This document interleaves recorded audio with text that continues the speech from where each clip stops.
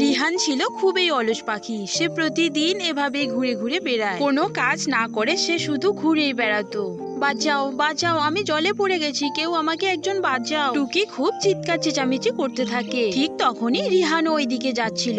রিহান তাকে দেখা মাত্রই তাকে জল থেকে উঠে নিয়ে আসে। বাঁচলাম, আমি বাঁচলাম। তুমি তো দেখছি অনেক শক্তিশালী পাখি, আমাকে এভাবে জল থেকে নিয়ে আসলে। তোমার মন অনেক সুন্দর ও সরল। শুধুই কি আমার মন সুন্দর, আমি দেখতেও তো অনেক সুন্দর। আমার মতো এত সুন্দর আর শক্তিশালী পাখি এই জঙ্গলে আর তুমি একটাও পাবে না। তাই বলছি, তুমি কি আমাকে বিয়ে করবে? টুকি এমন কথা শুনে কিছুক্ষণের জন্য থেমে যায়। আসলে আমার মা আমার বিয়ে ঠিক করে রেখেছে আমাদের গ্রামে। আচ্ছা ঠিক আছে, তবুও আমার মাকে একবার বলে দেখবো। মা যদি একবার রাজি হয়ে যায় তাহলে জানবে যে আমাদের বিয়েটা পাকা হয়ে গেছে। তাহলে আমি এবার যাই কেমন? টুকি বাড়ি এসে তার মাকে সব কথা বলতে থাকে। মা, রিহান খুবই ভালো ছেলে, ও আমাকে জল থেকে বাঁচিয়ে নিয়ে আসছে। বিয়ে যদি করতে হয় তাহলে আমি রিহানকেই করব মা। কিন্তু টুকি, তোর বিয়ে তো আমি দীপুর সাথে আগেই ঠিক করে রেখেছি। এখন সে আমাকে কি ভাববে বলো তো? আমি ওসব কিছু জানি না মা, আমি রিহানকেই বিয়ে করব। এখানে টুনির আর কিছু বলার থাকে না। ঠিক আছে টুকি, তোর যা ভালো মনে হয় তুই তাই কর, কারণ তোর জীবন তো। দীপু বেটা, তুই আমাকে ক্ষমা করে দিস, আমি কথা দিয়ে কথা রাখতে পারলাম না। তবে তুই চিন্তা করিস না, আমি তোর বিয়ে অন্য জনের সাথে দিয়ে দেব। আরে না না আন্টি, ঠিক আছে। টুকি যখন বিয়ে করতে চাইছে না তাকে আর জোর করে লাভ নেই। যেহেতু তোমাকে আন্টি বলেছি তাই তোমার সব দায়িত্ব আমি নিয়ে নেব। কিছুদিনের মধ্যে রিহান টুকিকে বিয়ে করে তার বাড়িতে নিয়ে যায়। ঘরে খাবার ফুরিয়ে গেছে, যাও তুমি আমার জন্য খাবার নিয়ে আসো। আরে হ্যাঁ হ্যাঁ বউ, তুমি দাঁড়াও, আমি এক্ষুনি খাবার নিয়ে আসছি। তোমার বাড়ি থেকে কোথাও বেরোতে হবে না, আমি সব দিন খাবার নিয়ে আসবো। প্রথম প্রথম রিহান খুবই ভালো আচরণ করে।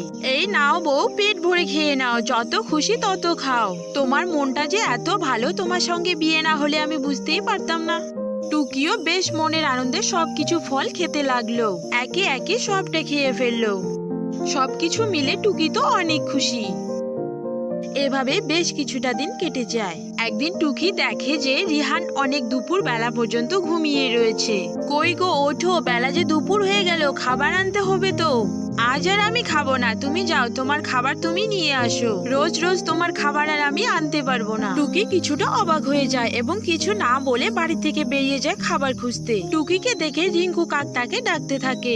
শুনলাম তুমি নাকি রিহানকে বিয়ে করেছো, ও তো অনেক অলস আর কুঁড়ে। ওকে বিয়ে করা মানে তো তোমার প্রত্যেকদিন তোমাকে খাবার খুঁজতে হবে। টুকি অনেকটা বুঝে যাওয়ার পরেও বলতে থাকে, না না, আমার স্বামী এরকম নয়। এরপর টুকি আর কোনো কথা না বলে সেখান থেকে চলে যায়। এরপর আবারও রিঙ্কু পাখির দেখা হয়ে যায়। কি রে টুকি, শুনলাম তুই নাকি রিহানকে বিয়ে করেছিস? হ্যাঁ রিঙ্কু, তুই ঠিকই শুনেছিস। কিন্তু টুকি, ও তো অনেক অলস আর কুঁড়ে, তোকে খেতে পর্যন্ত দিতে পারবে না। টুকি সেখানেও আর কিছু না বলে সেখান থেকে চলে যায়।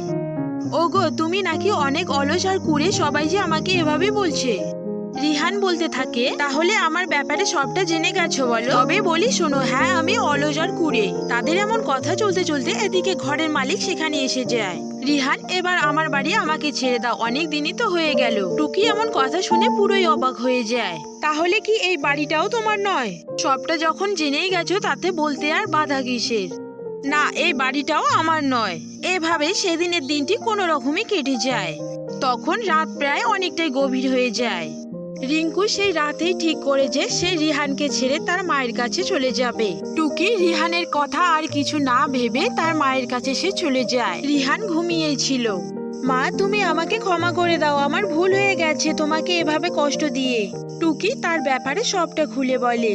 ঠিক আছে মা টুকি, তুই যে তোর ভুল বুঝতে পেরেছিস এটাই আমার কাছে অনেক, আমি কিচ্ছু মনে করিনি। আজ থেকে আমরা আবার একসাথে থাকবো। তো বন্ধুরা, আমরা অচেনা কোনো ব্যক্তিকে কখনোই খুব সহজে বিশ্বাস করব না।